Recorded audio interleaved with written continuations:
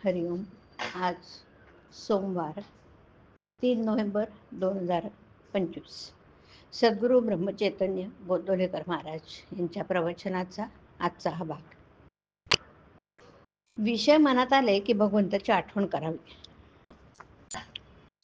भगवंता माझा भोग बरा करो असे आपण जर त्याला म्हटलं नाही तर त्याच्या स्मरणाची जाणीव आपल्याला होईल.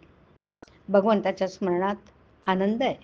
आनंदाची जाणीव झाली की दुःखाची जाणीव कमी होईल. अनुसंधानाने जे काही साधायचं आहे ते हेच. भगवंताच्या आड येते ती त्याची पर्वा करू नये. भिक्षा मागण्याचा जरी प्रसंग आला तरी भगवंताचं अनुसंधान सोडू नये. घरादाराला रात्रीच्या वेळी आपण पहारा ठेवतो. चोर येतील त्यावेळेस सावध राहतो. तसंच संधीच्या वेळेस भगवंतापासून दूर होऊ नये म्हणजे झालं. वेळेला सावध राहणं. ज्याला साधत नसेल त्याने अखंड सावध राहावं. विषय मनात आले की तिथे भगवंताची आठवण ठेवून द्यावी. अंते मती सा गती अशी आपल्यात म्हण आहे. जन्मात जे केले नाही ते मृत्यूच्या वेळेला कसं आठवता येईल. आणि मग एवढ्याकरताच भगवंताच्या अखंड स्मरणात राहावं. भगवंताचं नाम हे औषध समजावं. भगवंताची प्राप्ती हेच त्याचं फळ.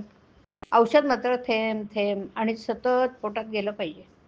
नामस्मरण जर शेवटपर्यंत चालू राहिलं तर तो योगच आहे. आणि त्या एकाशी योग साधणारा तो योगी समजायचा. एकच ठिणगी संबंध कापसाचा नाश करायला समर्थ असते. त्याचप्रमाणे भगवंताचं नाम सर्व पापांचा नाश करायला समर्थ आहे. आपण त्या आवडीने तळमळीने भावाने घेत नाही ना.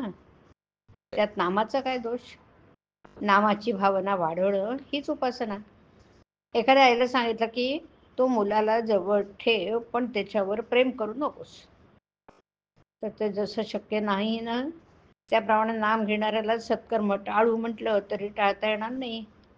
एक वेळ भजनाला देहबुद्धीची झळ लागेल पण नामाला ती नाही, हे लक्षात ठेवावं.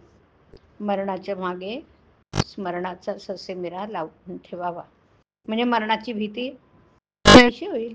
खरोखर भगवंताच्या नामाची तळमळ मनापासून लागायला हवी. मात्र 13 कोटी जपामध्ये अंतःकरणाची तळमळ ही जास्त उपयोगी पडते, यात शंकाच नाही.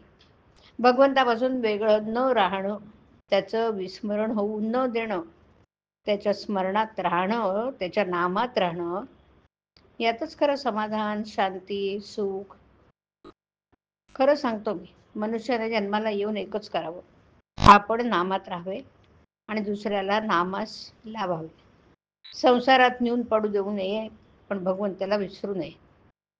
भगवंताच्या स्मरणात स्वतःला विसरावं. सर्वाभूती नम्र होणं हाच अभिमान घालवण्याचा उपाय आहे. इतर साधनांनी जे साधायचे ते नुसत्या अनुसंधानाने साधतं, हाच या युगाचा महिमा आहे. मायेने आपल्यावर विषयास्त्र सोडलं की आपण त्यावर भगवंताच्या नामाचं अस्त्र सोडावं म्हणजे मग विषय आपोआप नाहीसा होईल. हरिओम. हरिओम तत्सत. हरिओम.